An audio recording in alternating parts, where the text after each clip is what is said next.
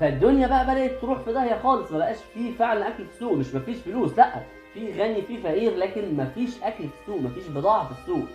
فبدات الموضوع على خفيف كده، واحده واحده الناس تخطف القطط والكلاب والحمير ويذبحوهم وياكلوهم، لان فعلا مفيش اكل.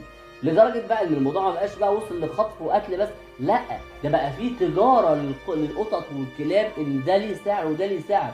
لدرجه ان ابن الياس في الكتاب بتاعه، ده كان مؤرخ تاريخي كبير، قال ان سعر الكلب ساعتها وصل ل5 دنانير ذهبيه، اللي هو ما يعادل 32,000 جنيه، ده الكلب.